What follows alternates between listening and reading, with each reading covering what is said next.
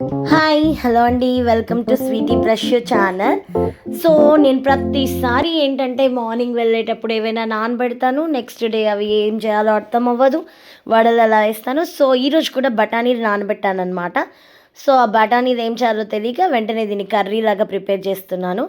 Just oil వేసి దాంట్లో onions, kasuri methi వేసి అది చక్కగా ఫ్రై అయిన తర్వాత దాంట్లో వచ్చేసి టమాటా కొంచెం మగ్గిన తర్వాత దాంట్లో అల్లం వెల్లుల్లి పేస్ట్, ధనియా పౌడర్, కారం పొడి, పసుపు ఇలా వేసిన తర్వాత మనం గ్రైండ్ చేసి పెట్టుకున్నాం కదా, ఆల్రెడీ కొబ్బరి పొడి ఎప్పుడు రెడీగా ఉంటుంది నా దగ్గర.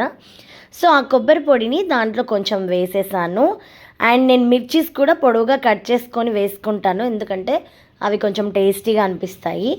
అండ్ ఈ మిర్చీస్ ఏంటంటే కూరలో కొంచెంగా కారంని వదులుతూ ఉంటాయి, అందుకోసం. అండ్ బఠానీతో పాటు ఆలు కూడా యాడ్ చేశాను అనమాట. సో ఇది వచ్చేసి ఆలు మటర్ కర్రీ నా స్టైల్లో.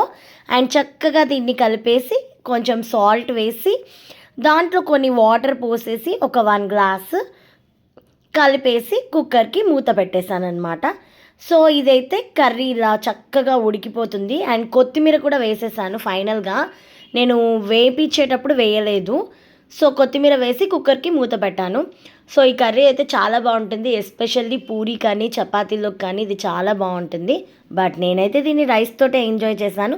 అండ్ ఫైనల్గా దేంట్లో అయినా నేను కొంచెం చింతపండు యాడ్ చేస్తాను.